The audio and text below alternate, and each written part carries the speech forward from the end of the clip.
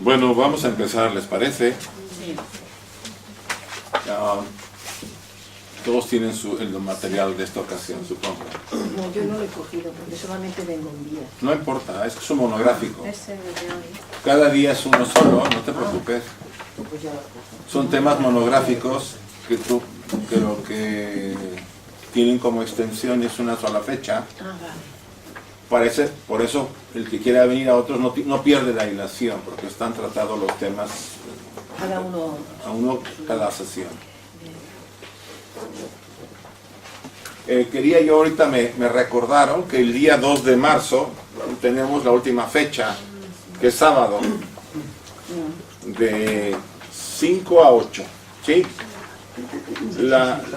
Decidimos eso en parte porque yo deseaba que hiciéramos un poco más de actividad, estando juntos todos, o sea, no solamente ver el trabajo desde el punto de vista del marco que yo les pongo, el marco teórico, sino que aquí hiciéramos algunas dinámicas, lo que no logramos hacer en las sesiones como la de hoy, que es un tiempo dedicado a la presentación del tema. Hay algunas preguntas, pero casi siempre lo que les dejo, los dejo para que lo vean en casa y sus dudas las vean en casa, y algunas me preguntan, pero no todos. Entonces ese sábado 2 de marzo lo tendremos de 5 de la tarde a 8. Y será un mini taller. Y los talleres es donde ustedes y yo trabajamos más. El tema que he escogido, que fue un tema que ya se vio una vez hace mucho tiempo, pero que lo vimos así, es el viaje de regreso de Ulises a su casa. Si recuerden la Odisea. Porque ese tema tiene una gran importancia desde el punto de vista del desarrollo interior. Ese viaje es un viaje interno. Y a mí me gustaría que trabajáramos, yo elaboraré un manual de trabajo e iremos viendo las diferentes fases, y yo le estaré cuestionando en cada fase los aspectos que significa. Por ejemplo, cuando llega Ulises con sus compañeros a esta famosa isla de caníbales, ¿sí? Ellos se bajan a conseguir agua y alimento, porque venían de regreso de la famosa guerra de Troya, y quería llegar él a Ítaca. Como todos los demás guerreros, querían volver a casa. Pero para Ulises le tenía guardado Neptuno, sí. Le tenía guardado un viajecito, pero de los más duros. ¿Por qué? Porque él había matado primero al Cíclope, ¿se acuerdan? Que era su hijo, Polifemo, y después se había enfrentado, ¿no? Había como dicho que él los dioses le hacían a él las puñetas, algo así dijo, no me acuerdo muy bien, pero, o sea, los enfrentó. Entonces lo maldijo Neptuno, el dios de los mares, y lo maldijo a vagar durante todo el regreso. Y el regreso fue si el regreso era de 6 meses, 7 meses, se tardó años, porque simplemente en una isla estuvo creo que 5 o 7 años, con una de la ninfa Calipso, ¿se acuerdan? Bueno, lo habíamos visto ya, yo les di material, pero fue simplemente los diagramas. En esta ocasión lo que decíamos es que en cada fase trabajemos esos aspectos, porque Ulises está dentro de nosotros, es un aspecto de nuestra naturaleza, significa algo. Por eso es tan atractivo todavía el mito o la historia, porque realmente esta parte no la sabemos si es historia o mito, porque en realidad la guerra de Troya, pues se sabe que existió Troya y hay indicios de que sí esa guerra se efectuó. Ahora, el regreso de Ulises tiene cosas yo diría metafísicas,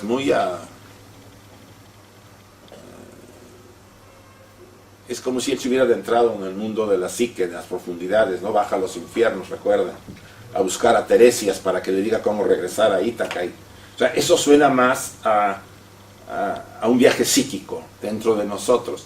Entonces, traslado toda la simbología de las islas y de lo que ocurre, y lo vemos acá. Pero ustedes tienen que ir trabajándoselo a sí mismos. Es como si ustedes hicieran su viaje, ¿sí? Por supuesto, a nadie se le obliga. Pero les puede ayudar mucho, sobre todo en el campo del autoconocimiento, que es básico para el desarrollo interior. Entonces no olviden, de 5 a 8. Trataremos más o menos de que alcance el tiempo y haremos algunos ejercicios, lo que alcance y lo que no, pues lo podemos dejar en casa, pero será un trabajo ya personal. Y después me podrán consultar si lo desean por internet, porque de ahí nos volveremos a ver hasta abril. ¿Se acuerdan que yo ya aquí agarré las fechas porque si no, no las podemos tener? Y en abril veremos el siguiente ciclo, los que quieran. Muy bien. Bueno, la copa del Grial o el encuentro con el alma.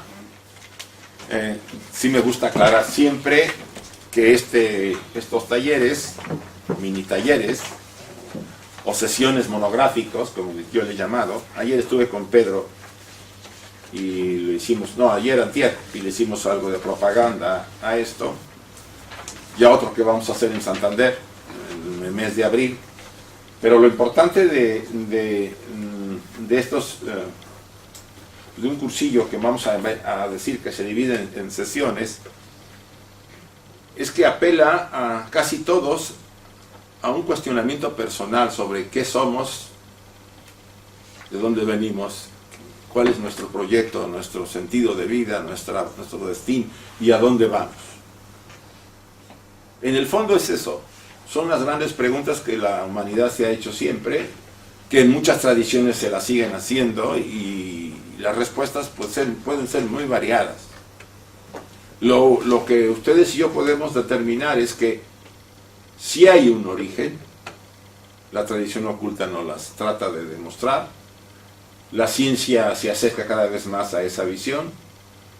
¿Quiénes somos?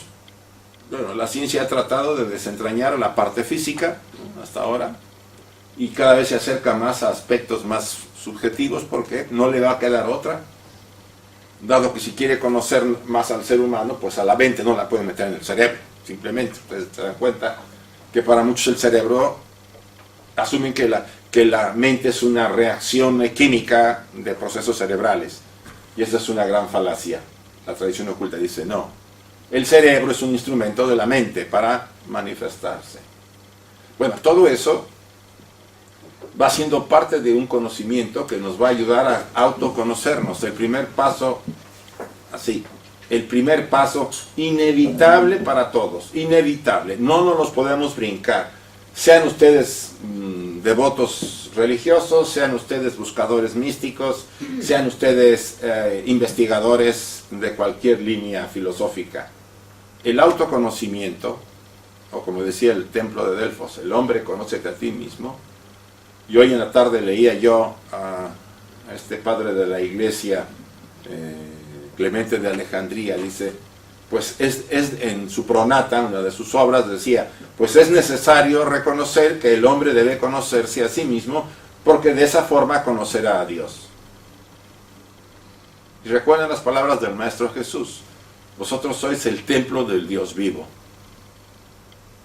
O sea, el hecho de insistir en el autoconocimiento no es simplemente porque pues queremos ver lo que hay atrás de la máscara, que es lo que ustedes y ahorita estamos mostrando. Yo muestro mi máscara y ustedes la vuestra, que es nuestra personalidad, ¿no?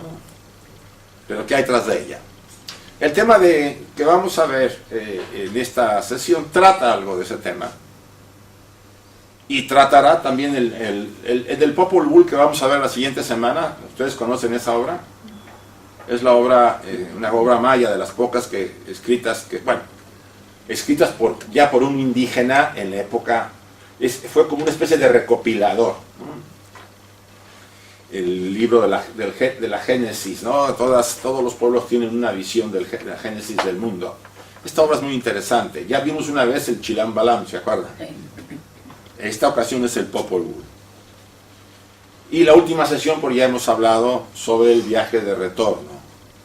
Pero lo importante de esto es que ustedes se cuestionen, o nos cuestionemos todos, porque todos esto antier hablábamos Pedro y yo, los 3 años pasados ha tratado de que todos los temas giran sobre estas grandes preguntas. ¿Qué somos? ¿De dónde venimos? ¿A dónde vamos? ¿Cuál es nuestra tarea? ¿Cuál es el destino, el sino de nuestra vida? Y lo importante sería que ustedes se cuestionaran y se preguntaran y trataran de responder. Por supuesto, esta versión es personal, ya lo saben, no se intenta, pues, ahora sí que convencerlos ni convertirlos a nada. Y la sociedad teosófica tiene este punto muy importante de libertad de pensamiento. Esta sociedad ha subsistido, y lo ven ustedes en la revista, en la declaración, en la revista Sofía, para los que no la conocen, ¿sí? Hay una declaración, se llama Libertad de Pensamiento, en la primera página, y gracias a eso, por lo menos yo estoy aquí. Porque si a mí me hubieran dicho que esto era imposición, hace tiempo que me hubiera ido. Y creo que la mayoría. Porque ya nos han impuesto bastante en otras tradiciones, ¿o no? Sobre todo religiosas, como para que volvamos a lo mismo. Venimos a compartir. Por lo mismo no voy a tratar de convencerlos, lo voy a tratar de exponer y compartir. Decía Krishnamurti, a compartir. Si ese compartir les da a ustedes nuevas ideas, les acerca algo a una visión más amplia, encantado. Si no, no le hagan caso. A mí no me va a pasar nada. Ya llevo bastantes años haciendo esto y me he dado cuenta que se puede hacerlo mejor, pero no se puede obligar a nadie. Bien, con esta aclaración ya me estoy lavando en salud, ¿no? Por si hubiera algún problema. No es así. ¿Por qué nos fascinan tanto los mitos, las leyendas, las historias? Hay una vitalidad en los mitos y en las leyendas. ¿Por qué? Porque contienen formas básicas de la experiencia humana. Si ustedes analizan por qué nos atraen los mitos, por ejemplo, el que les comenté de Odiseo, o por qué nos atrae el de Isis y Osiris en Egipto, o de la madre de Demeter buscando a su hija cuando desaparece secuestrada por Plutón. Esos grandes mitos de clásicos, ¿no? Incluso en las obras que tenemos ya en la época moderna, ¿no? O en la Edad Media, o ya después del Renacimiento, como hemos visto la obra de Dante, la Divina Comedia, ¿no? Fausto, la obra de Goethe, o sea, el Quijote. O sea, ¿por qué nos atrae? ¿Por qué siguen vigentes? ¿Por qué siguen siendo leídas, a pesar de que cada día, si ustedes van a una librería, encuentran, nos decía una vez, yo cuando ven que escribimos algunas obras con mi socio, nos decía en una librería un distribuidor que decía, mira, cada semana salen cientos de nuevos libros, y así como salen, desaparecen. Unos cuantos sobreviven porque son atractivos, porque el tema es diferente, porque son muy buenos escritores, pero la mayoría no dura mucho más de un mes y ya está fuera. ¿Por qué estas no? Ya tienen milenios de vigencia. Porque guardan esas experiencias básicas humanas. Hay algo en ellas que nos atrae. Actúa como una especie de imán. Y es lo que hace que perdure la obra, o el mito, la leyenda, la historia, la novela. ¿Nunca les ayudó? ¿Han leído Siddhartha de Hermann Hesse? Tiene algo en esa obra. Tiene una vida, ¿no? Nos recuerda que están nuestras luchas, aunque no lleguemos a estar como Siddhartha. Incluso Siddhartha duda del Buda, a pesar de haberlo visto. Se cuestiona. Ese es el quiz del alma humana, ¿no? Siempre tratando de desentrañar ese gran secreto de quién soy, ¿no? ¿Por qué estoy aquí? ¿Cuál es la razón de todo esto? La experiencia humana está inspirada por los arquetipos. Pues la conciencia personal es un complemento que requiere energía, por lo que solo se puede mantenerse por periodos limitados. El tema de los arquetipos también ya lo hemos visto.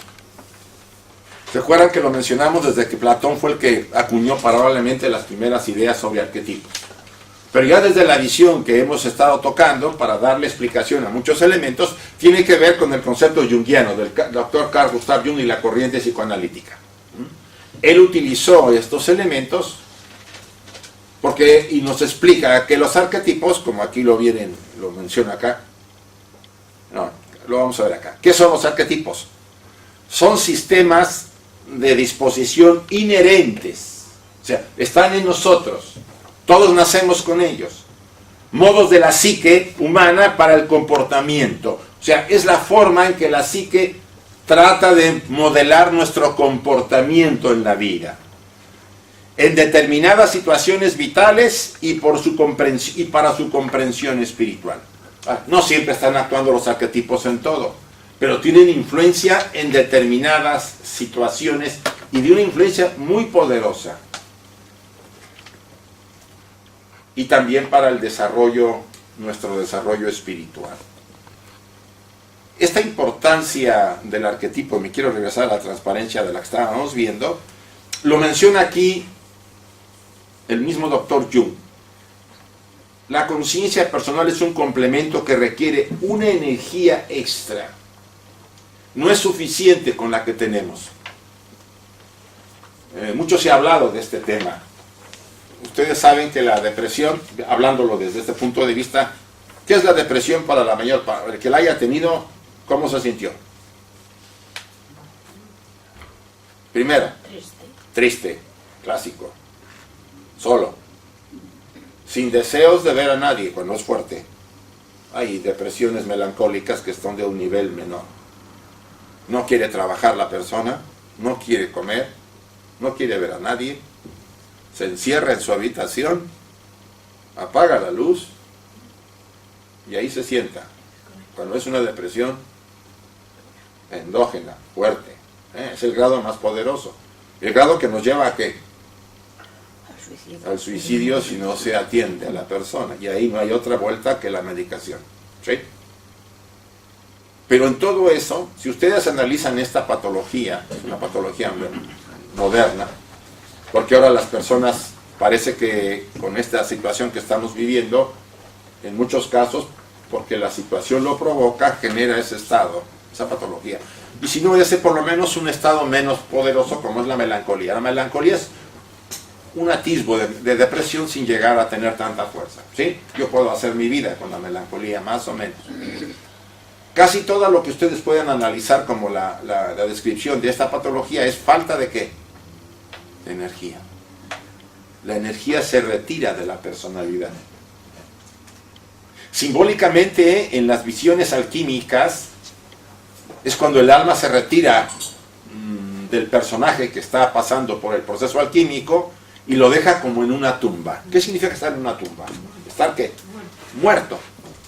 Simbólicamente así queda la persona a veces cuando está deprimida. Está como que, como muerta. No quiere saber nada. No quiere ver a nadie. No quiere hablar con nadie. Quiere estar. Y es más, a veces se ponen a ver la pared. Es una sensación de desesperanza en que el alma se ha retirado, simbólicamente, pues es una forma de decirlo, esa energía que a nosotros nos hace vivir, subir, bajar, hacer cosas, dañar, porque es la misma energía, se retira a lo profundo de la psique. Y dice, pues ahí te dejo a la personalidad, a ver tú que te crees tan importante, a ver qué haces sin energía. Y nos sentimos abandonados, solos. Nada nos calienta. Nada nos hace sentirnos bien.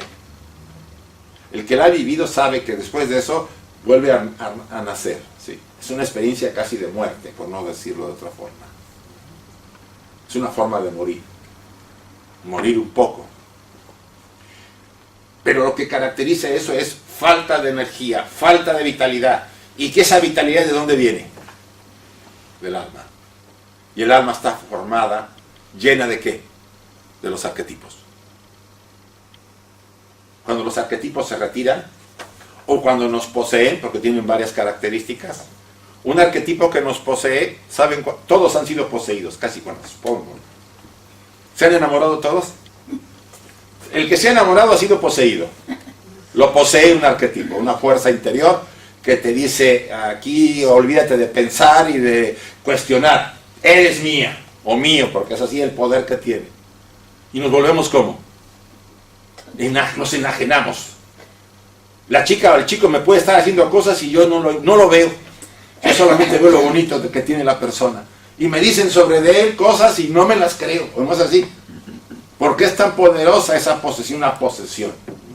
O sea, estas fuerzas, estos modelos de energía, estos patrones de energía dirigen nuestras vidas y particularmente en ciertos eventos son poderosísimos.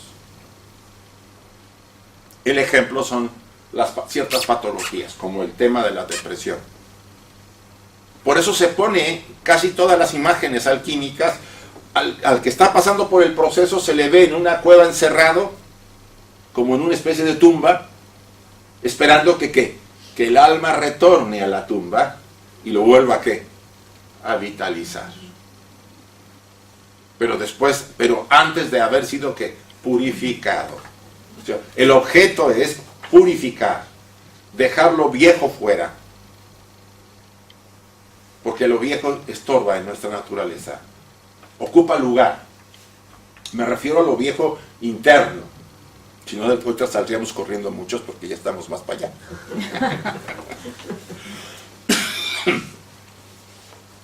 Porque lo que dice el inconsciente es necesario en orden, por lo que el inconsciente es necesario en orden de aportar la energía. El desarrollo y la preservación del ego, nuestra personalidad consciente, es representada con razón por el mito del héroe. Por eso nos interesan mucho los héroes de todos los mitos y de todas las leyendas. Porque ellos van a buscar preservar la estructura. Es el arquetipo interior que trata de volver a reequilibrarnos. Por eso Odiseo pasa por lo que pasa. O Dante cuando pasa por el infierno. O Deméter, la diosa, con su hija. Si ustedes analizan la vida de todos los grandes héroes y heroínas, todas preservaban, de alguna manera, luchaban contra esas fuerzas que querían destruir. Y después de vencer, volvían y equilibraban y volvían a la ciudad o al hogar nuevamente renovados. Esa es la función de estos poderosos patrones de energía internos. ¿Y qué es el grial? El significado simbólico del recipiente se remonta a tiempos muy, muy primordiales. Por eso puede denominarse una representación arquetípica. En realidad el grial es más antiguo de lo que ustedes se pueden imaginar. Ya en el diagrama que todos tienen por ahí van a ver que el origen de esta larga leyenda, una leyenda que ha tenido un largo proceso, el diagrama está aquí adelante, lo tienen por ahí. ¿Sí?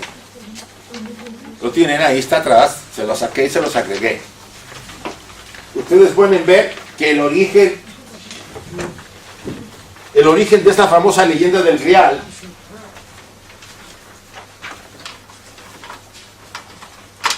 se pierde en los tiempos y tiene una mezcla de la combinación de la tradición hermética, la celta, por supuesto, las germanos y los bretones, y fenicia, siria y persa, el culto a la vegetación. Y se ha encontrado recientemente en una obra que les recomiendo que lean, se llama En búsqueda del Grial, sí. No, La copa del Grial, editorial Kairos. Los autores son, interesantemente, la doctora Bonfrance y la que fue esposa del doctor Jung, Emma Jung. Vale la pena la obra. Obvio, se analiza desde un enfoque psicológico, pero bastante accesible, porque ustedes comprenderán por qué tiene tanta fuerza la obra. En realidad estos son los orígenes más antiguos. Pero los hechos artúricos y del Grial, acuérdense del rey Arturo, se supone que se desarrollaron sobre el 545 después de Cristo, cuando los romanos abandonan la Gran Bretaña. ¿Sí? ¿Se acuerdan que ellos empiezan a retirar las legiones porque Roma está amenazada por los germanos? Entonces, ¿qué hacen? Pues retiren las legiones de allá porque aquí nos vienen encima los del norte.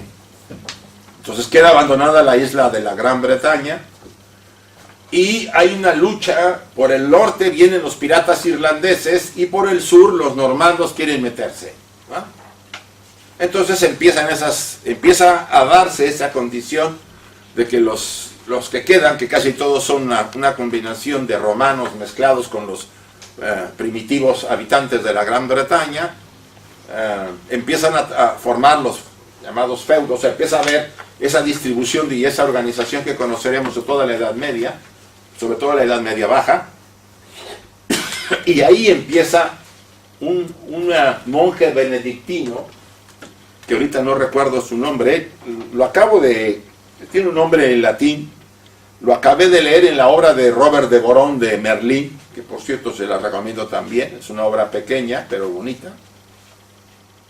Él la escribió, o por lo menos tomó la historia que él encontró y la preservaron. Era un monje muy detallista, se hablaba de él que todo lo guardaba muy claro. Entonces los archivos que él dejó con esta leyenda o esta historia en su momento, que él recogió, pasaron a otras tradiciones y de ahí se fue moviendo hasta llegar a nuestros días. En realidad, los que la constituyeron como verdaderamente esta leyenda fueron Chrétien, perdón mi francés, Chrétien de Troyes. de Troyes. Este es se puede decir que es el que más se le ha dado valoración a la versión que él hizo en el 1180 después de Cristo, hasta habían pasado 1000 años. Y por supuesto, después hay otra muy buena del señor Wolfram Aschenbaum, ¿sí? Él también tiene una buena versión, y la de Robert de Boron, que aquí no incluyo. Robert de Boron, pues fue también, como se acuerdan ustedes, en la Edad Media existían esos, los trovadores, ¿cómo le llamaban?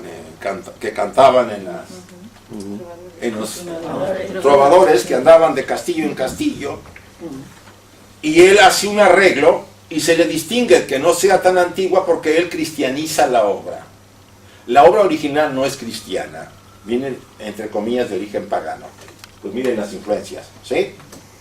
O sea, todavía la de Chrétien no tiene influencia cristiana.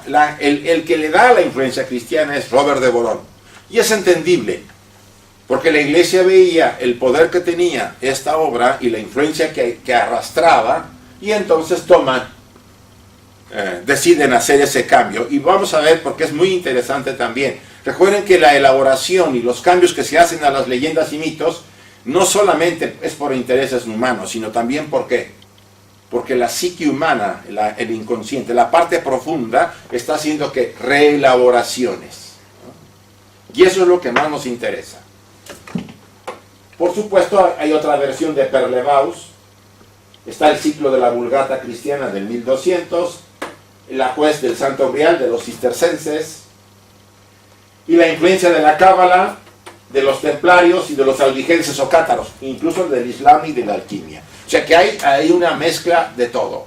Pero hay una que yo acabo de descubrir, la influencia egipcia de Osiris. ¿Por qué? Es muy interesante esta influencia, yo incluso tomé nota. Ustedes recuerdan que la versión cristiana dice que Nicodemo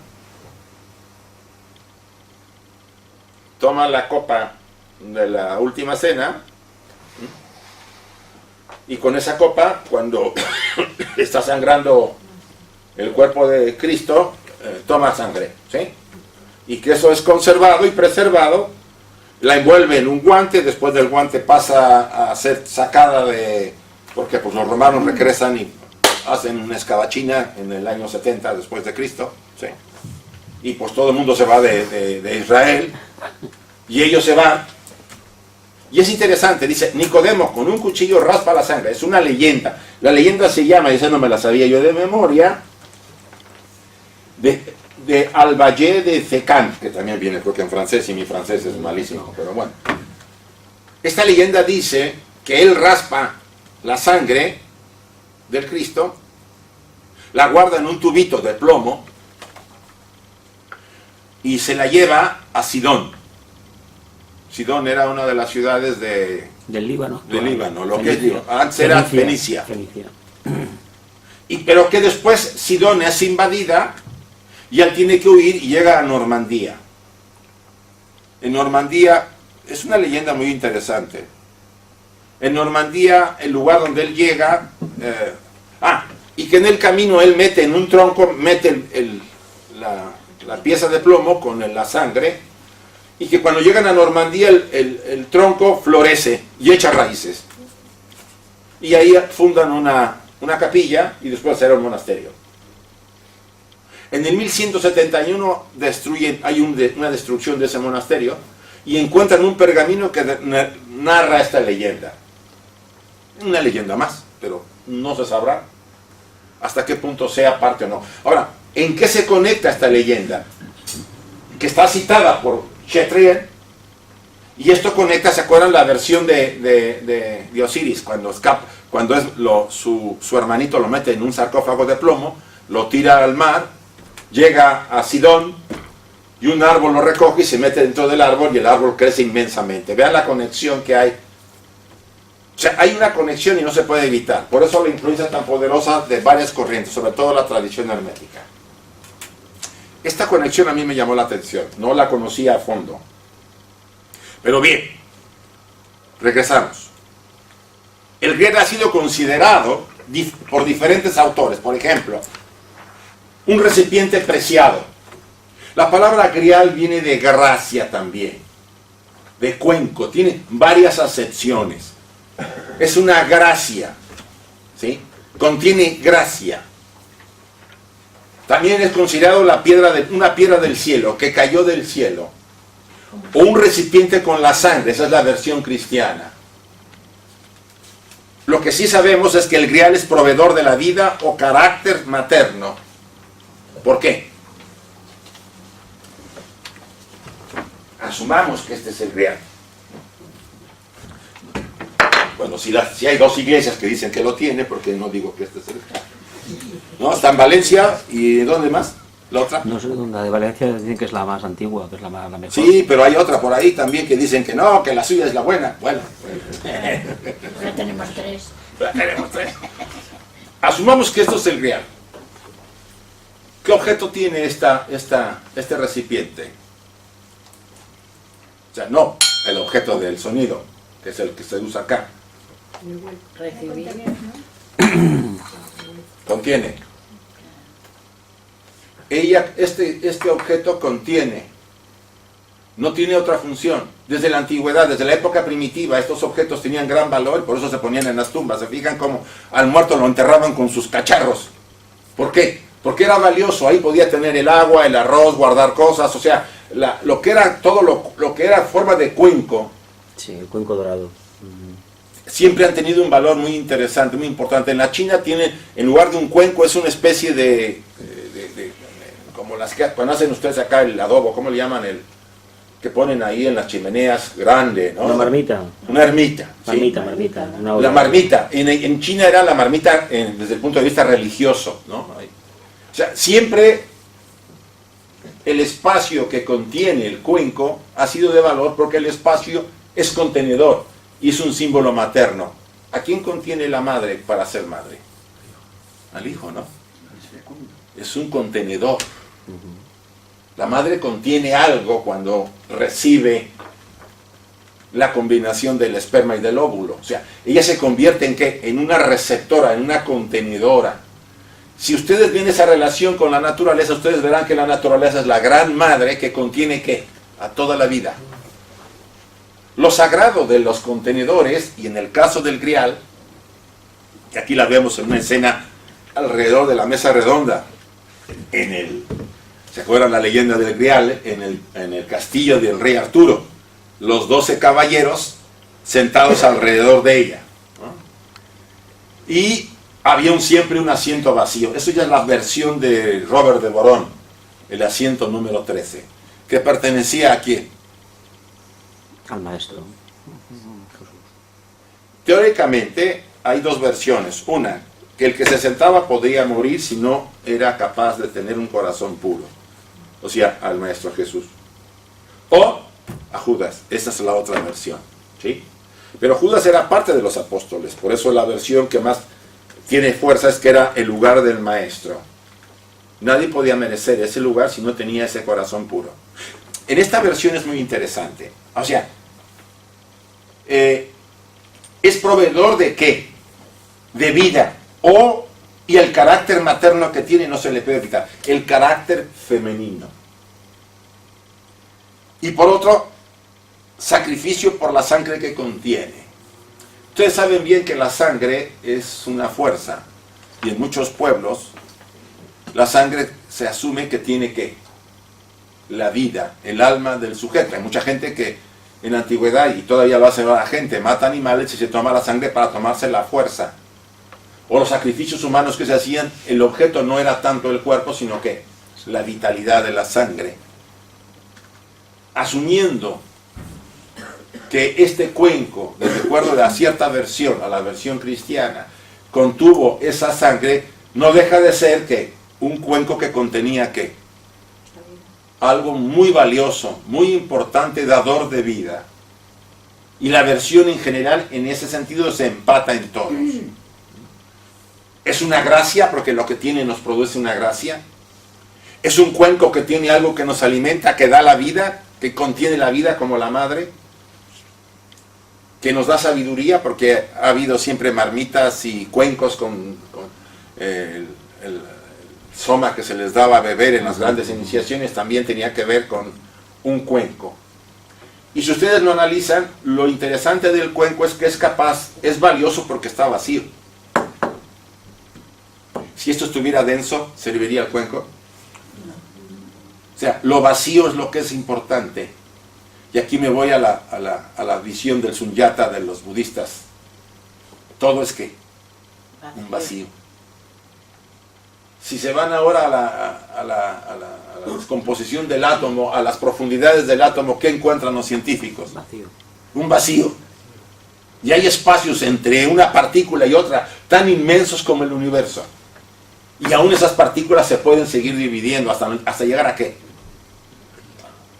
A nada para nosotros, un vacío. O sea, nuestra verdadera naturaleza está vacía. En el sentido que lo que para nosotros significaría algo que es contenido. O sea, lo valioso del cuenco es que contiene un espacio vacío. O sea, lo valioso es el vacío. Y esta referencia nos lleva, esta es una referencia taoísta, nos lleva a ¿qué? Que lo que ustedes y yo valoramos, nos guste o no, está ¿qué? Vacío. Y ya otras veces he puesto el ejemplo de sus zapatos, porque son de valor, porque son importantes, porque tienen que un vacío para poder meterse, si no no serviría. Un auto, ¿por qué sirve? Porque se pueden meter, si estuviera denso no pueden entrar. Sus pantalones o sus faldas, ¿por qué sirven? Porque hay un vacío adentro. Todo lo que nos es útil está vacío. Entonces, ¿nosotros qué tenemos adentro? ¿Qué somos nosotros? ¿Un qué? Un contenedor de algo. Un cuenco vacío. Y nuestra vida estará siempre dirigida a descubrir lo que está ¿qué? Contenido. Pero nuestra vida tiene una razón. Somos un contenedor para que esa copa del grial, tenga ¿qué? Sentido. El grial solo se manifiesta en determinados momentos y a una persona determinada. ¿Qué significan estas palabras particulares? En determinados momentos y a una persona determinada. Que es un misterio a nosotros. Que no a cualquiera. En la obra del rey Arturo y los caballeros de la mesa redonda, se presenta el grial en el momento menos esperado. Estaban cenando los 12 caballeros, el rey Arturo, Ginebra, no está ahí Ginebra, no está, vale, no está. Y de repente aparece de los cielos, cae el grial y se pone en la mesa en medio. ¿Quién la llevó? Eso es un simbolismo.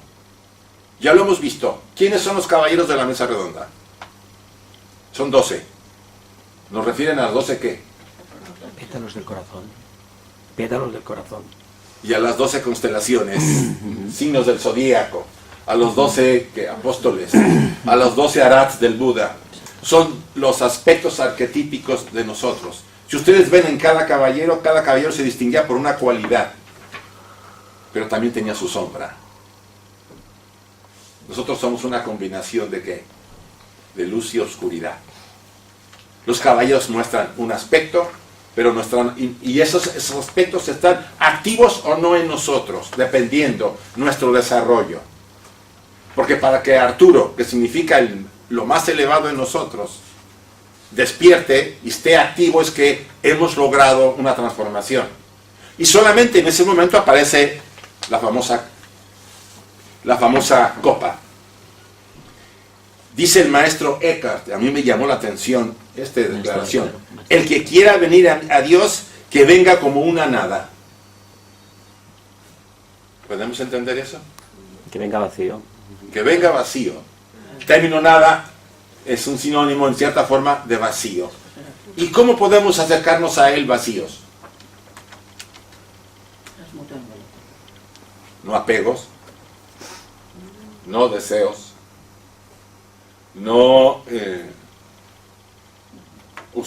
usar este traje, pero dejarlo sin que nos preocupe cuando las cosas no salgan como al traje le gustan.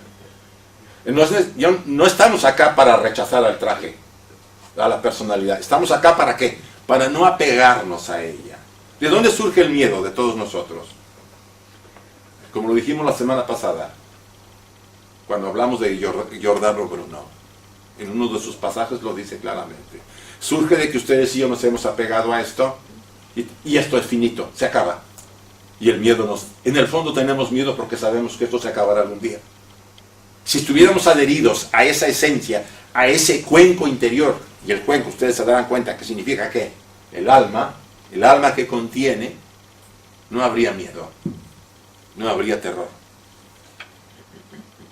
Por eso es el largo camino que tenemos que recorrer, como los caballeros de la mesa redonda y toda la leyenda del Grial. El Grial oculto clama al ser humano para que lo llene con contenidos de su vida. ¿Cómo se llena el Grial? Ustedes saben bien que el alma necesita que nosotros nos alimentemos de experiencias, dicen los místicos. Y ustedes y yo cada día en nuestro diario vivir estamos ¿qué? Llevando a cabo y tomando decisiones. No se trata acá que seamos muy inteligentes, para empezar, ¿eh? No se trata acá que tengamos dinero. No se trata que sepamos mucho. Es lo de menos. Lo que se trata es que ustedes y yo seamos conscientes de nuestros actos de cada día y de las decisiones que estamos tomando. ¿Qué ánimo nos lleva tras cada una de las decisiones que tomamos? ¿Qué hay tras de ellas? ¿Qué intención decía el Buda? Eso es lo que hace que el cuenco de nuestra alma se llene, de día y de noche. Porque dicen también, los sueños son ¿qué? Alimento para el alma. El sueño es la digestión de las experiencias del día y el alma las ¿qué? Las digiere. ¿Quién nos mandó el sueño? Fíjense, nuestro ser interior, los arquetipos, el sí mismo, lo que ustedes quieran. O sea, el sueño viene para hacer una especie de digestión interior. Y esas imágenes y las experiencias del día nos van alimentando. Ya lo decía Simón el Mago en el primer siglo de la era cristiana, este gnóstico de las sectas de los simonitas. Cada uno de nosotros está sembrando un árbol y ese árbol va a dar frutos. ¿Los frutos son qué? La capacidad de ustedes y mía para vivir de una manera intensa de esas decisiones que tomamos cada día, de esa autoconciencia cada día, de ser nosotros sinceros y auténticos, de vivir verdaderamente como seres humanos. Y eso va a dar un fruto. Y ese fruto estará guardado en un gran granero en los cielos, que cuando nosotros lleguemos, será dado a nosotros y a toda la humanidad. Él dice que todos los actos de todas las personas afectan a toda la humanidad. No solamente para mí, ni para mi familia. Afecta a todo. Por eso aquí dice, el Grial oculto clama en nosotros, y ustedes y en mí, nuestra alma nos dice, atrévete, lléname de tus contenidos de vida. ¿Pero qué tipo de contenido quiere? Un contenido lleno de egoísmo, de ambición y de tontería y media, de ignorancia, que así le podemos llamar para no calificarlo de otra forma.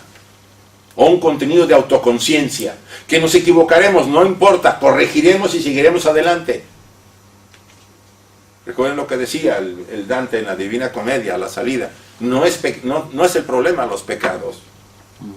El problema es que tú sabes que estás haciendo mal y no haces ninguna corrección. Eso sí es pecado. O sea, darnos cuenta que hemos hecho mal, arrepentirnos verdaderamente, corregir el error, porque tenemos que corregirlo, y seguir adelante y dejar en paz al pasado. Y aquí lo vuelvo a repetir, no es cuestión de saber y poder o de una regular inteligencia, sino el uso que se haga de ellas. ¿Para qué usamos el saber y el poder que tenemos y la inteligencia que tenemos? Ahí está el quiz. ¿Para qué lo usamos? ¿Qué intención hay tras de ello? ¿Qué efecto tiene sobre la gente que nos rodea? Aunque a mí me parezca, sí, yo me sé, no sé, la doctrina secreta de memoria, vaya a decir algo, ¿no? Qué cosa que no lo puedo creer.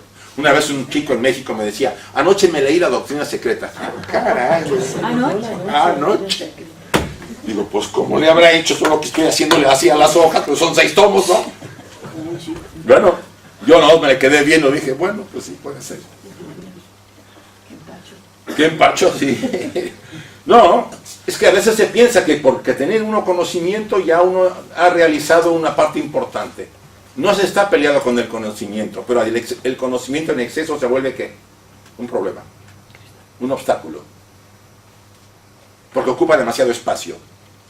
Y no hay espacio ¿para qué? Para la autenticidad, para la naturalidad, porque ya todo está elaborado. Recuerden el pesebre del Maestro Jesús, cuando llegan a María y José a pedir en el hostal un lugar. ¿Qué le dice el hostalero? No hay lugar, está lleno. ¿Lleno de qué? ¿Quién le hará el hostal? Nuestra mente. El hostalero, pues ya sabes, nuestro yo. Está lleno de pensamientos, de tontería y media. Y a lo más valioso podía decir, bueno, se compadeció, digo, atrás hay un pesebre, puedes pasar ahí. El pesebre significa que había cierta humildad en este sujeto, como ojalá en nosotros lo haya algún día, si no es que la hay, ya. Solamente así puede nacer un niño divino. Solamente así puede el alma alimentarse.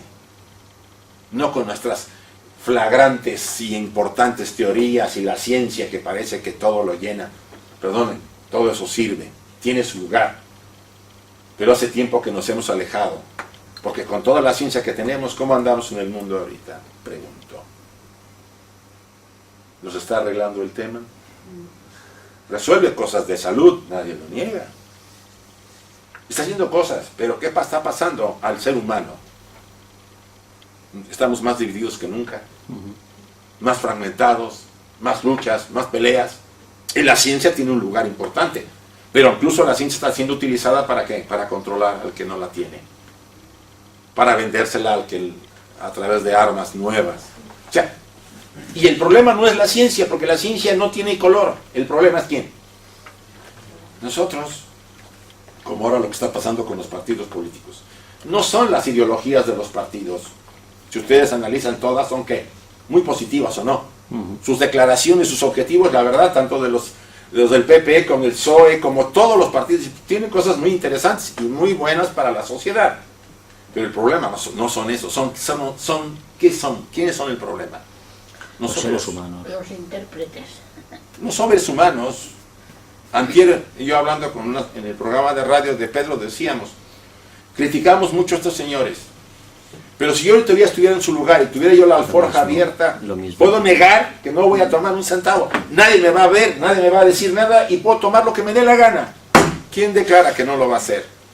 Yo no digo que no haya almas firmes que se van a controlar, pero la mayoría cederá, y eran los críticos. Sí, bueno, es que, a ver, los políticos salen del pueblo, y si los políticos son corruptos, el pueblo es corrupto. Así. Aunque es una fórmula muy general, vamos a decir que hay excepciones, pero la mayoría podría caer en esa tentación. ¿Sí? Yo ayer estando comprando ahí en Nostrum, es un restaurante que vende comida barata, salía un chico y deja la cartera ahí con todo, se salía todo el dinero. Se fue, se lo olvidó. Y estábamos en una cola, ¿no? Y había otro chico ahí, la vio. Yo creo que la vio y se le iluminaron los ojos porque dijo, aquí resolví mi vida. Pero algo dijo, no. Y le digo, señora, alguien dejó esto. Venció más que El alma. el alma. Pero a cualquiera dice, en este momento, se está comprando una comida de €1, ¿saben que vende nuestro Sí, sí. Yo no había comido tan barato hasta ahora. Raciones, sí. Con 3 euros como. Pues sí, te compras una sopa, una ensalada y un cuscús. Ya la hice. Con 3 euros. Bueno, si compran ustedes la credencial. Sobre todo la actitud anímica que la persona adopte ante su vida diaria y a su destino, ante su destino.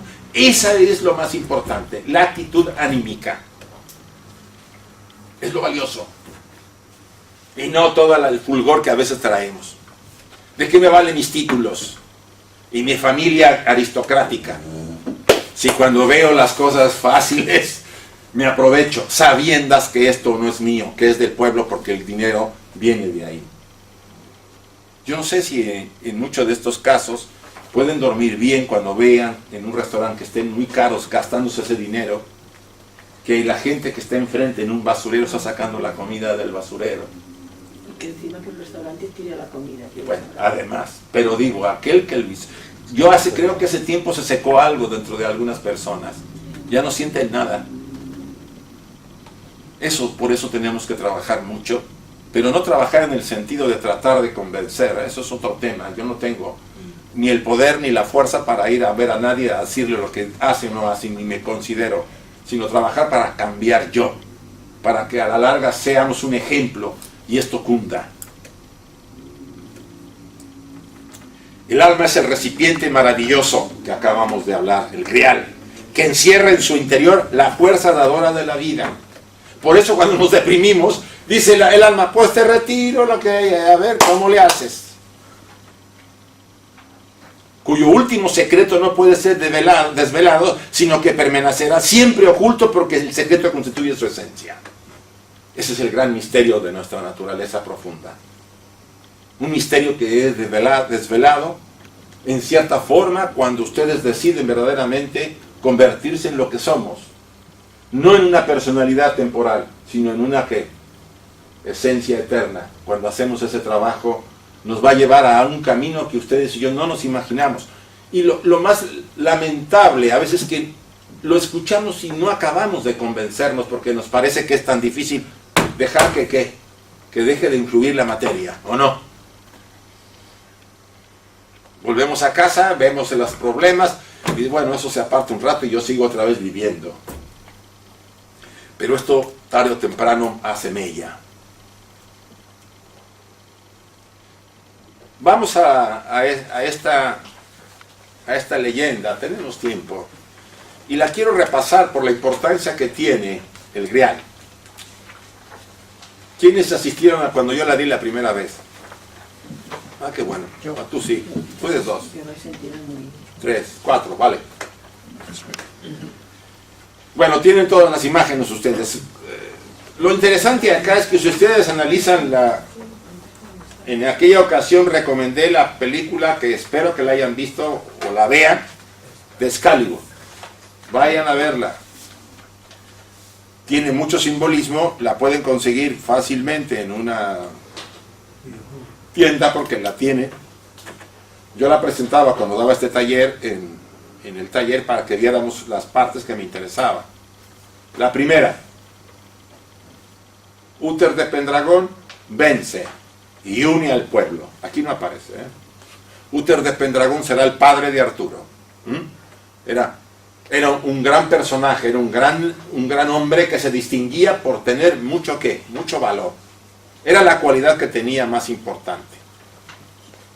Logra unificar al pueblo, o sea, a alejar a los piratas irlandeses y a dominar a los que habían invadido, y unifica Inglaterra.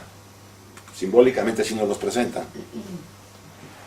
Y en el último momento, casi a punto de vencer, al último, creo que era un duque, que quedaba en una parte extrema de la isla, Arturo le dice, negocia, hay que hacer una negociación, ya no tienes por qué seguir luchando, él te va a reconocer como rey. Y Uther, que no era de los que se daban por fácil porque él quería luchar y quería lograr dominarlo, finalmente oye a Merlín. Merlín siempre fue su especie de alter ego que le aconsejaba. ¿Quién es Uther y quién es Merlín? Veremos más adelante. Pero se celebra una gran fiesta. Y en esa gran fiesta, ya de unificación, en mal momento se le ocurrió a la esposa del duque bailar frente a todos. Porque una de las debilidades de Uther de Pendragón era la ¿qué? La lascivia, la sensualidad. La ve y dice, yo quiero poseerla. Pero le dice Merlín, vas a destruir todo lo que has construido, todo el acuerdo, por una mujer. Bueno, las mujeres han hecho cosas en la historia, ya sabemos, ¿no? Si la guerra de Troya fue por una mujer, imagínense, la que armó, juntó no sé cuántos pueblos para acabar con Troya. Ahí hay otros intereses, pero se dice que ella lo originó todo, ¿no? Entonces, pues él se da cuenta, el duque, de que Uther quiere poseer a su mujer y vuelve, se rompe el acuerdo y sigue la lucha. Entonces ahí, yo creo que era parte del destino, le dice Uther a Merlín, yo quiero a esa mujer, quiero que despiertes al dragón, a la fuerza interior, para dominar al duque y quedarme con su mujer.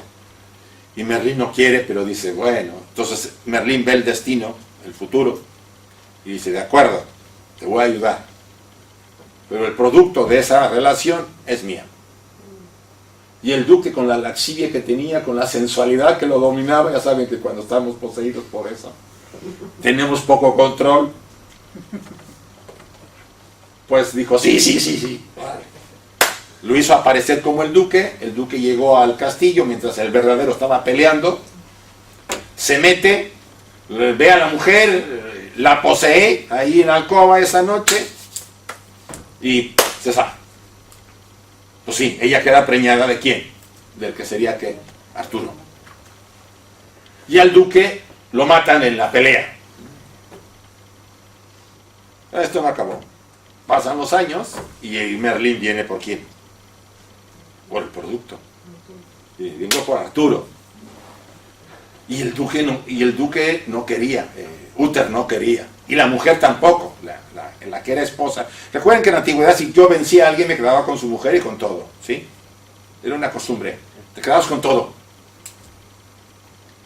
Y la mujer le trata de convencer y él dice, no, yo juré, porque lo hizo jurar por Excalibur, la espada. ¿Qué significa qué? La verdad. El poder de la verdad. Discernimiento, fuerza, de verdad. Vale. Como lo hizo jurar por eso, le dice, no puedo, se lo tengo que dar, he jurado por eso. Hasta esto, Uther respondía. Le da Arturo le dan a Merlín al niño Arturo, y Merlín, chale, se sale volando de ahí, porque se sabe que se va a arrepentir, y viene atrás de él, porque la mujer lo induce, y se mete en el bosque, y le tienden una celada al rey, que ya lo esperaban, los antiguos compañeros del duque, esposo de la mujer, y lo matan. Y en el momento de la muerte, Uther clava la espada en una piedra, ¿sí? En una roca. Hasta ahí. ¿Quién era quién? A ver, para que vayamos en el cuento. ¿Quién era quién? ¿Quién era Uther? ¿Se acuerdan si ya estuvieron acá? Ah, no todos, perdón. Uther es la personalidad vieja, violenta, muy agresiva, muy valerosa, pero que no podía gobernar, porque tenía muchas más debilidades de las cualidades que podía tener. Él no merecía gobernar. ¿Qué iba a gobernar? A sí mismo. Cuando ustedes y yo somos violentos y que nos pueden dominar nuestros momentos de irritabilidad, vean, apenas mataron, un hijo mató a su padre a puñaladas, salió en el periódico ayer, no sé si lo vieron. Cuando él sea consciente de lo que hizo, si es consciente, si estaba tocado de la cabeza no será consciente, pero si es consciente cuando se le vaya el momento de iracundia, lo siento por él. Podemos llevar a cabo cosas bárbaras cuando estamos en estados. Hay quien pierde totalmente el control. Lo mínimo es que te insulta hasta de lo que vas a morirte.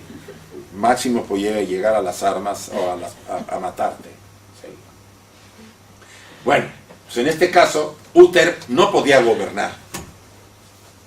Y Uther tenía que, ¿qué? Morir. Por eso, cuando ustedes y yo pasamos por una crisis muy fuerte, sobre todo la crisis existencial de los 28, 35 años, parece que nos vamos a morir, nos da una depresión, tenemos un accidente, nos dejan a mujer, nos sacan del trabajo. Siempre habrá algo que nos mueva para que lo viejo que representa Uther, ¿qué? Pase a mejor vida, y el nuevo que está ahí esperando, Arturo, es la nueva personalidad. Uther vivió para dar nacimiento a Arturo. Esa era la función de Uther. Sin Uther, sin Arturo, no sería nada. Porque la nueva personalidad, Arturo, estaba lleno de ¿qué? De elevados ideales, de bondad, quería ser lo mejor. Ya había habido una translación. Diríamos, hubo una gran crisis en la vida del sujeto, y en el cambio se convirtió en un héroe. Salió el héroe que todos llevamos.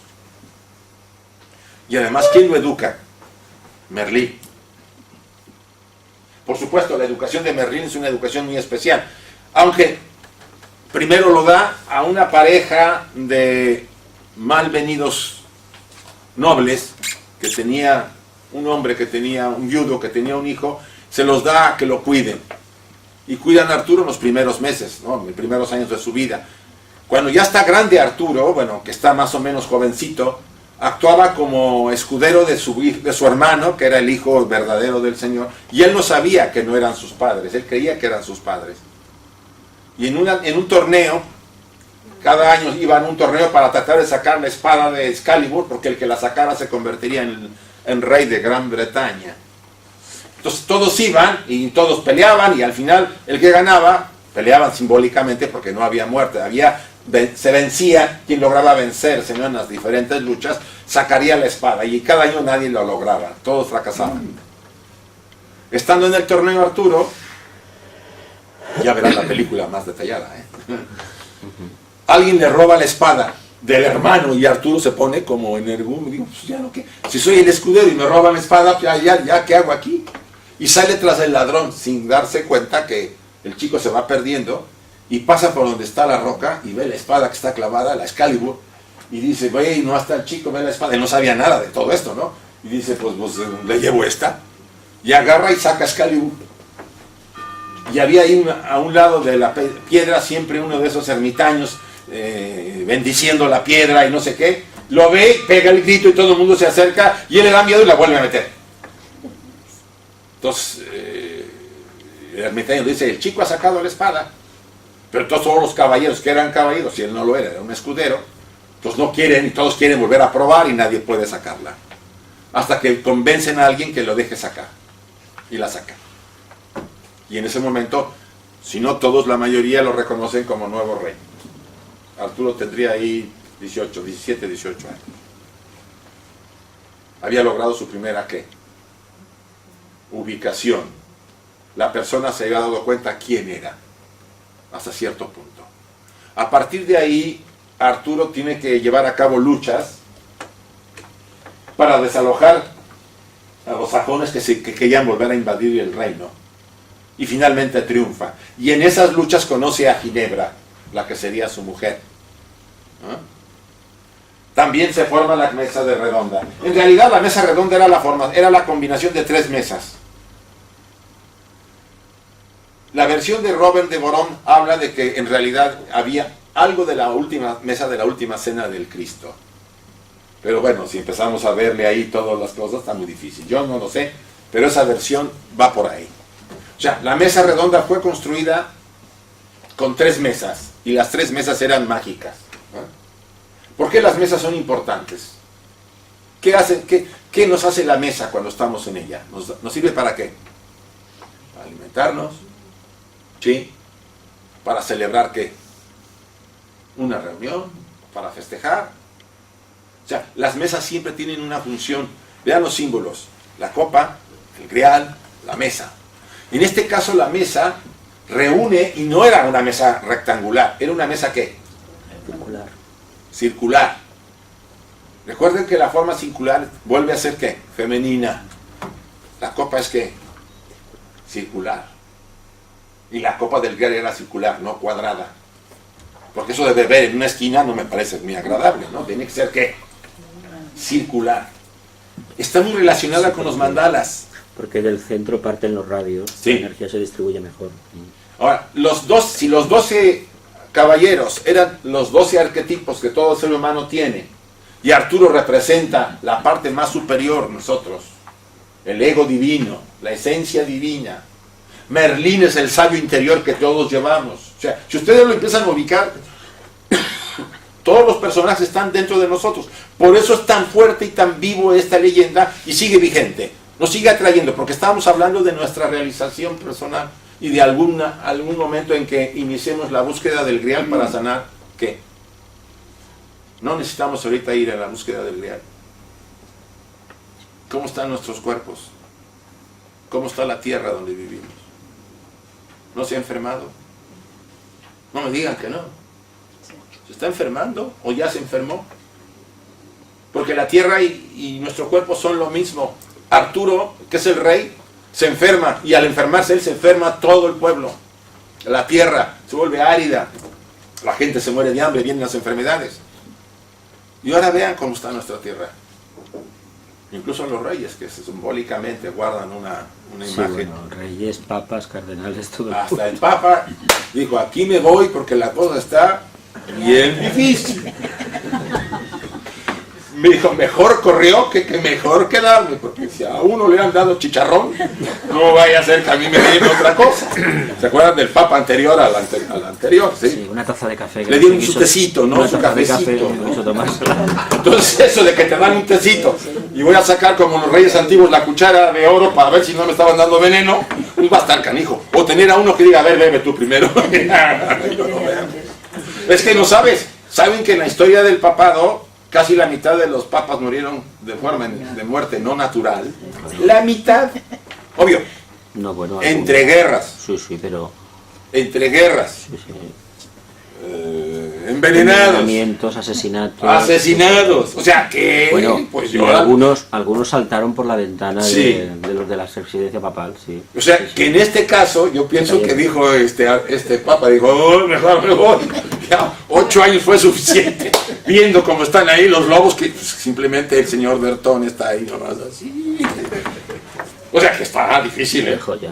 Pero si ustedes lo analizan, miren, fíjense, casi en todo está moviéndose esta tierra. La tierra está enferma.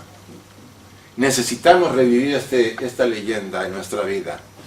Despertar el Grial. Que venga a nuestra vida para volver a ¿qué? A curarnos y a curar la tierra. Y para eso tenemos que rectificar. Recuerden a Krishnamurti, cambiar. Usted cambia el mundo. Necesitamos hacer ese cambio. Insisto, estos símbolos son muy poderosos porque siguen vigentes. Si la historia de Arturo fue en el año 500, pues ahorita estamos en el año 2013. Estamos igual. El numerito ese. Y estamos igual, o sea, pero porque es moderno y con tecnología. Y somos el triple no, miles más de habitantes en la Tierra. Y ustedes y yo, ahí vamos. Pero hay gente que se muere. No sé, el otro día sacaron las cantidades de niños que mueren de hambre en África y de nacimiento. Y hablan de cientos de miles. Así, de cientos de miles. Yo de veces digo, ¿cómo puedo estar así? Sin volverme loco. Si no me vuelvo loco por lo que está pasando. Bueno, por supuesto, se casa con Ginebra, pero ahí también metió la mano, pues el destino.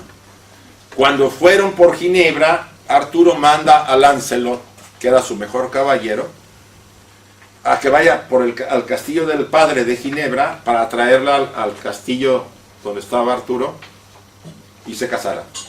Y esta chica se enamora de Lancelot y Lancelot se enamora de ella. Ahí quién manda. Pues Chihuahua, el corazón manda. No creo que si se han enamorado alguna vez ustedes decidieron, ¿o sí? Nadie decide cuando se enamora, ¿o sí? Es una jugada del destino o del alma. Bueno, se enamoran, mantienen las formas más o menos hasta que ya no se aguantan. Y ahí entonces viene pues, el problema de que el rey Arturo está herido porque son amantes Lancelot y Ginebra. Ustedes ven esas figuritas medias primitivas, pues que eran mis primeros diagramas que yo hacía hace como 30 años, ¿eh? Para que vean de cuándo van dando. Entonces la Tierra está yerma y está enferma. La Tierra somos ustedes y yo, todo. Porque Arturo representa ¿qué? La vida una, la esencia una, que está en nosotros. Si eso se enferma todo. Y la única manera de poder recuperar esa salud era en búsqueda del Grial. ¿Y quiénes fueron a través del Grial? ¿Eh? Sale Lancelot, Gawain, Bones, Percival y Galahad. Y se entran al bosque. El bosque es un lugar que misterioso, lleno de ¿qué?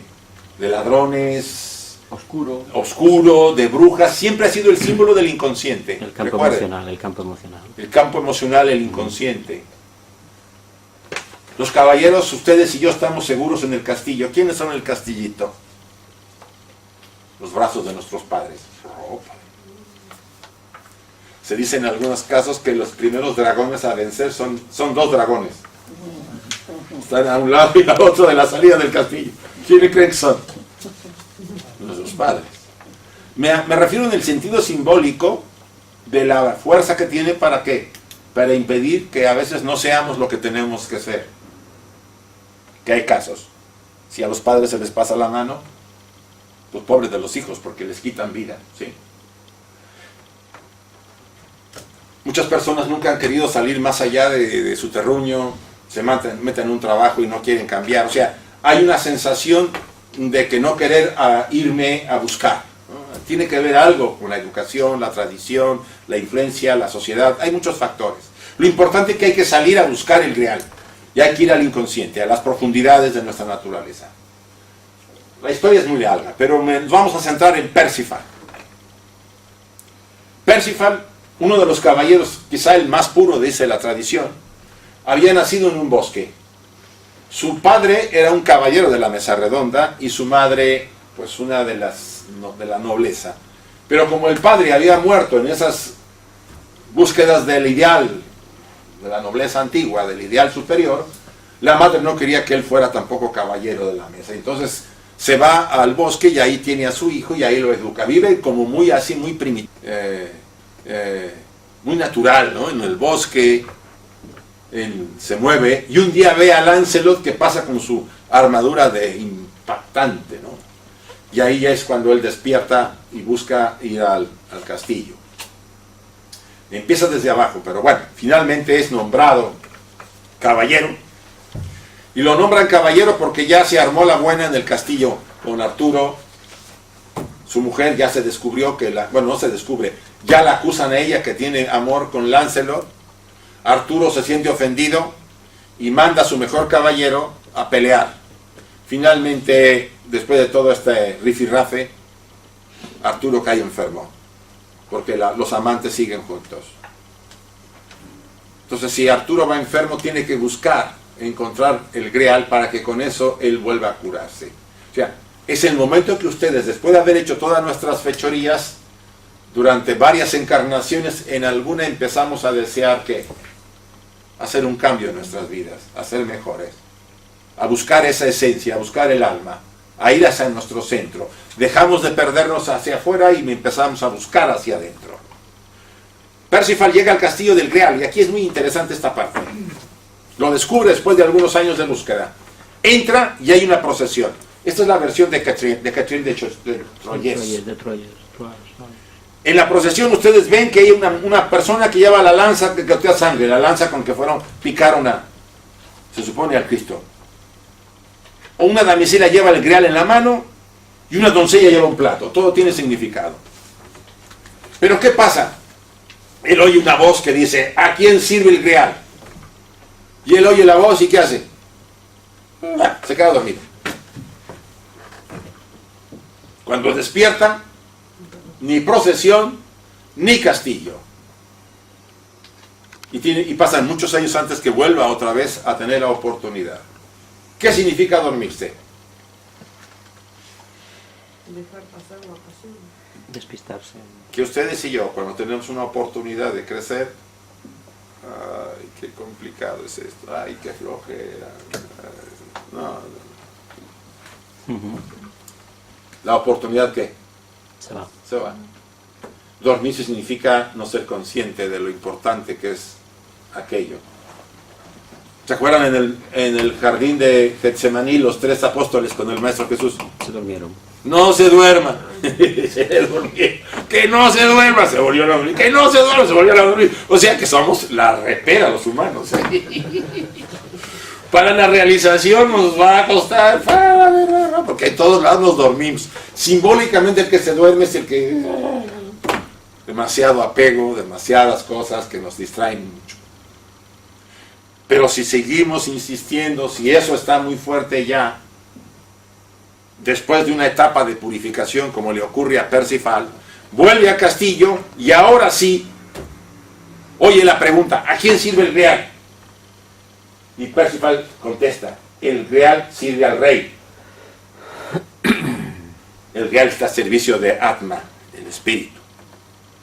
Y en ese momento recoge la copa, regresa con Arturo y la tierra sana. La leyenda sigue, pero ya no me quiero meter a tanta leyenda, ¿sí? Finalmente, aquí yo describo algunas cosas de cada uno. Percival es inocente, sin intenciones, tiene un pie en 2 mundos. El Grial es un símbolo de unidad y reconciliación. El mismo Grial es un símbolo de la relación apropiada entre lo masculino y lo femenino. Es muy, muy importante esto. Si nuestra relación entre lo femenino y lo masculino, como todos lo tenemos, las mujeres tienen a un hombre interior y los hombres tenemos a una mujer interior, no es adecuada, la lucha hacia afuera será muy grande. Tenemos que unirnos internamente. El doctor Jung decía, antes de casarse o de unirse afuera, únase adentro. Pero esto es un idealismo muy elevado. Buscamos unirnos afuera con el agarre que tenemos muchos. Y no digo que no siempre sea bueno, beneficia. Porque siempre una relación será en búsqueda de la unificación de los contrarios en nuestra naturaleza. Lo que pasa es que en esta época se ha vuelto muy complicado por el exceso de libertad que tenemos y la irresponsabilidad de los buscadores. Un caballero de la mesa redonda que haya hecho poderosas hazañas de armas, de bondad, belleza y nobleza, cuando haya preguntado lo que hace y a quién sirve el Grial, el rey se curará, dijo Merlín. Pero nadie piense que la búsqueda será fácil. ¿Qué podemos hacer ahora para encontrar el Grial? Pregunto. ¿Cómo vamos a hacer para curar esta tierra? ¿Cuál es la fórmula? Nuestra parte. Poner nuestra parte. Curarnos nosotros. Para empezar, yo no puedo ser ejemplo de nadie si yo no estoy sano, ni equilibrado, ni curo, ni me estoy curado. Si yo tengo envidia, ¿puedo ser ejemplo? No. La gente estará junto a mí y notará mis actitudes. Y si no, el magnetismo que emana alguien que tiene esa forma de ser. Entonces, tenemos que tener una clara decisión en nuestras vidas. Y esa es la invitación de estos grandes mitos, de esta leyenda. Una decisión que nos lleve a volver a recuperar ese Grial, que ustedes y yo estoy seguro que en algún momento tuvimos acceso a él, pero que dijimos, ay, qué flojera, ay, qué distracción del mundo, qué bonito, no, me quedé como dormido, y se fue. Y nos está costando nuevamente encontrarlo. Pero se puede. Si perseveramos, si nos mantenemos, si no tememos, si no nos damos por cansados, que una de las cualidades más importantes en la búsqueda es la perseverancia. No me importa lo que pase, yo sigo. Y eso no lo dice cualquiera. A veces quedarse solo, a veces tener cambios muy fuertes en su vida. Las personas no están dispuestas a eso. Tendrán que pasar varias vidas para que eso pueda llegar. Pero algunos estamos ya hartos de tantas idas y venidas. Y queremos. Pero los que queremos tenemos que mantenernos. Mínimo me mantengo. Aunque nos quieran embelezar, oye, mira, puedes ser un buen ser humano, no tienes que hacer tantas cosas. No me interesa, yo sigo. al grado, como oí decir a alguien una vez, aunque la vida me cueste. Es mucho decirlo, pero a Giordano Bruno fue capaz de hacerlo y le costó la vida. Porque se pudo retractar y no lo hizo. En los 8 años de prisión, ahí tenía ahí un jesuita que iba a verlo y lo tentaba. No, si te retractas, que no sé qué. Y no contestaba. Y así venía cada año a verlo. A ver si se soltaba, ¿no? Y al final parecía que ya iba a decir, bueno, pues. Y dicen que en una noche todo cambió. Dice que tuvo una visita. Y no se sabe de quién, pero se supone, claro, que fue probablemente de su propio maestro. Y dijo, tú aguanta. Como Sócrates tuvo que aguantar. Y se tomó la cicuta. No es que nos tomemos la cicuta en esta época ni nos hagan chicharrón. Pero algún día ustedes y yo nos tendremos que enfrentar ¿a qué? A una decisión de gran calibre. En donde nos va la vida, no en el sentido físico, pero que nos puede ir ¿qué? Todo lo que parece ser más valioso. Y nos tendremos que mantener firmes. Ojalá, todos, me incluyo, que seamos capaces de soportarlo. Bien, muchas gracias. Muchas gracias. Vamos más o menos, faltan 5 minutos, 7 minutos. ¿Alguna pregunta? Todavía podemos algo.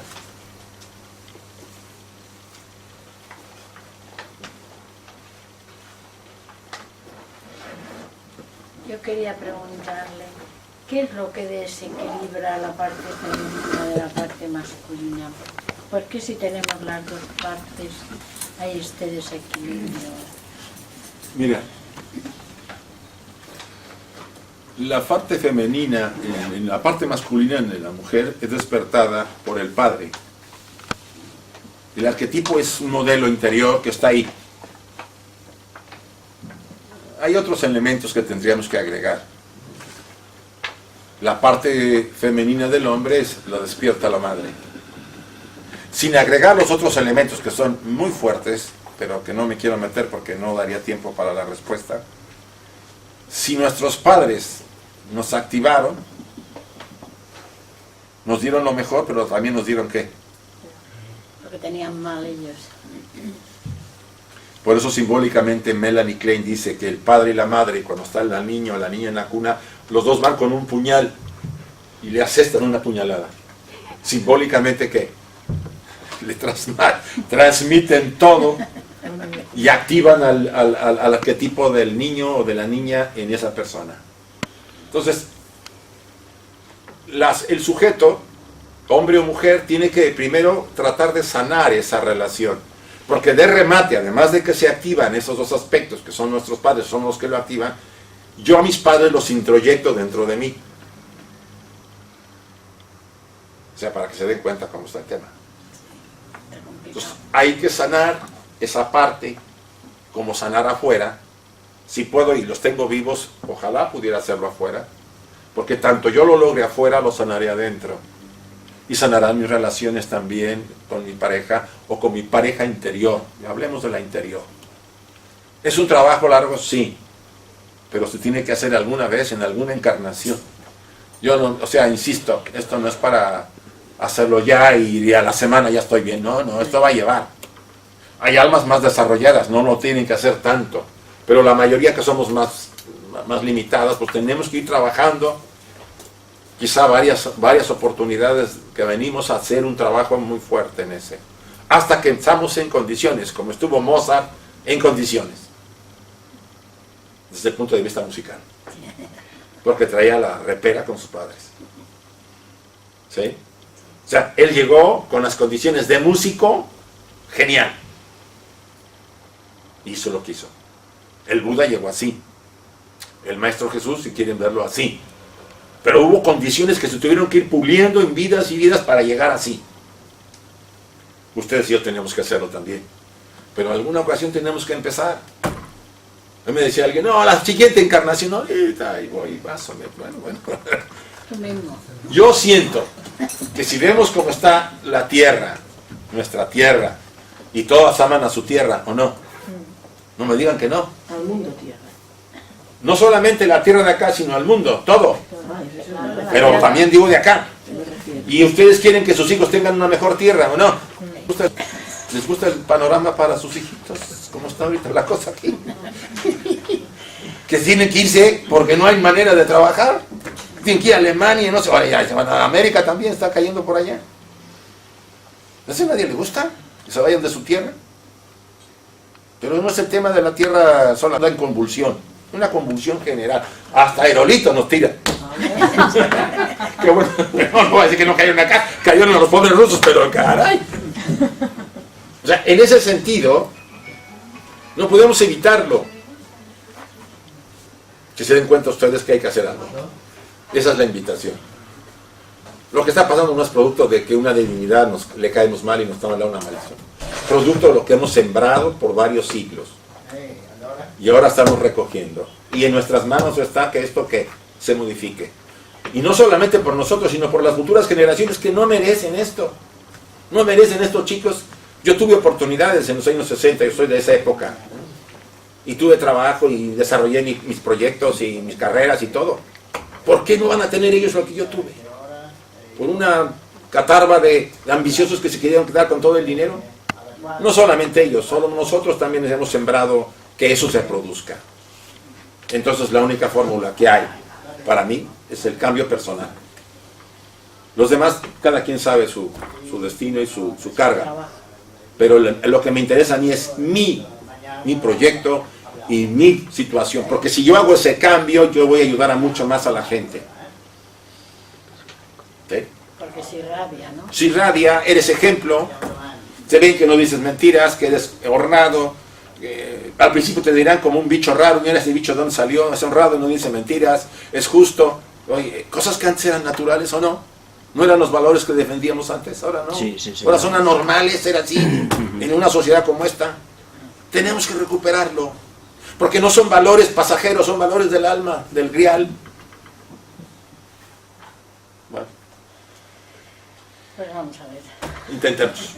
Como dijo un maestro de sabiduría, inténtenlo. Y por lo menos si alguien nos dice al final, en el juicio final, yo diré, yo lo intenté. No me tiren mal. Vamos a cerrar la reunión, ¿les parece? Ya se la media y quiero ser puntual. Recuerden, la próxima semana vamos a trabajar lo del Popol Vuh, ¿sí? Les puede gustar mucho porque es un tema sacado del tema de los mayas.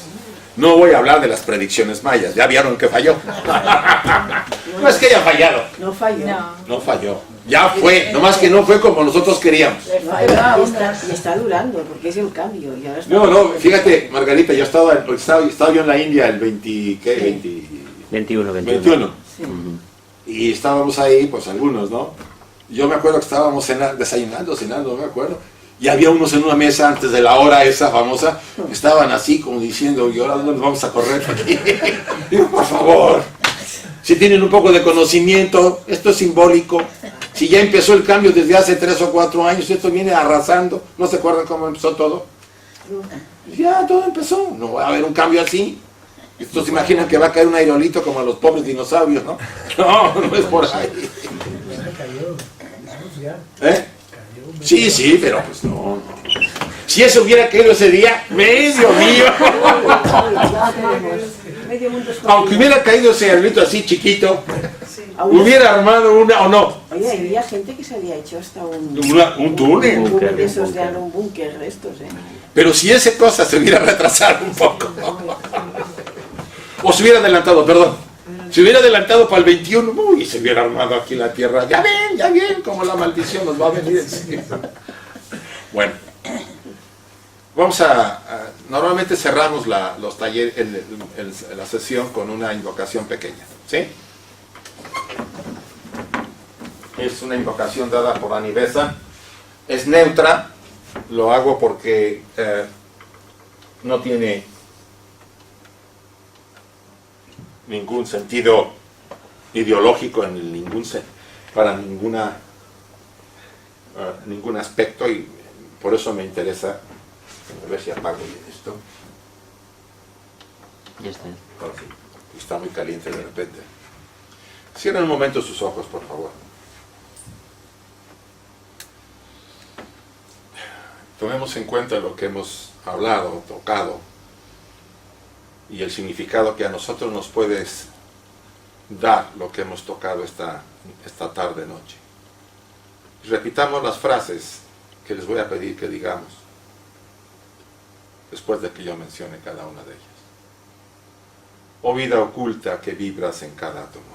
Oh vida oculta que vibras en cada átomo. Oh luz oculta que brillas en cada criatura. Oh luz oculta que brillas en cada criatura. Oh amor oculto que todo lo abarcas en la unidad. Oh amor oculto que todo lo abarcas en la unidad.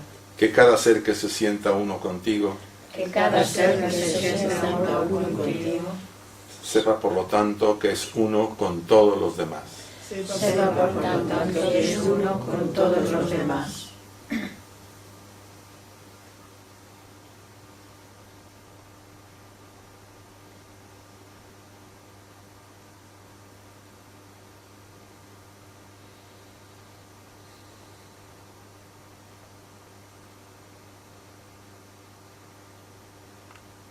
Así sea, y gracias a todos. Muchas gracias.